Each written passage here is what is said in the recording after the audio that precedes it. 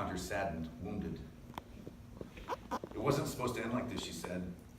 I just wanted to make people happy, to sing my songs, spread a little hippie love and kindness. At a bar where we talked, Sarah downed a whiskey and diet and stared out the window at the gray day outside. It looked like it might snow. Her friend and former partner had gone back east, back to whence he came, and left her alone on that mountain. It wasn't supposed to end like this, she murmured again as she stared out that bar's window. This wasn't how it was supposed to end. I spoke with Sarah yesterday and told her that I was going to read this and ask for her permission.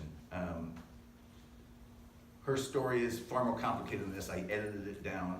She was in a severe crisis, but she insisted that I tell you guys that she's doing much better now. She was diagnosed with PTSD and depression and some other illnesses, but she is doing much better.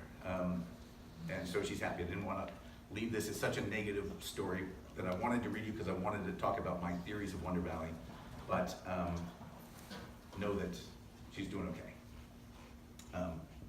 And then to lighten things up, I'm going to read about my friend Nikos.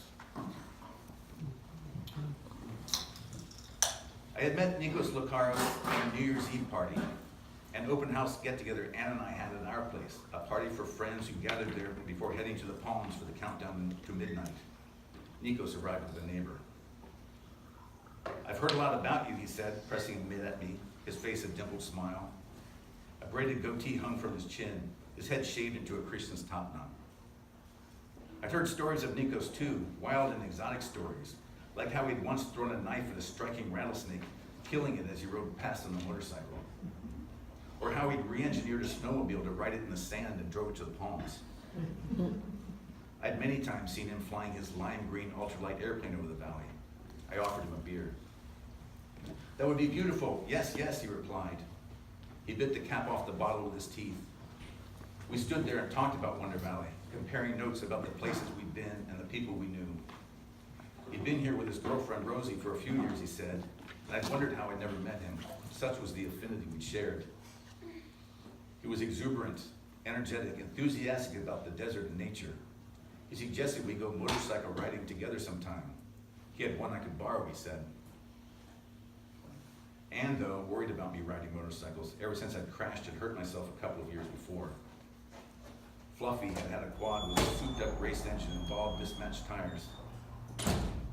I rolled it over on myself within seconds of boarding it, separating my shoulder. It never quite healed properly. Ann feared that on a motorcycle, I'd made myself worse. But I'd be riding with Nikos, I told her. With him, we're safe, riding in formation, a group of us sticking to the dirt roads where it was perfectly legal to ride. She reluctantly acquiesced. I wasn't an experienced motorcycle rider, but I found I loved our forays. On our last excursion together, Nikos led Nick and Clyde Eddie and me to a place he called the Swirls, a series of erosional caves carved into the boulders. I crashed my motorcycle in deep sand as we headed out across the wash, and again in sand as we climbed to Sheephole Pass.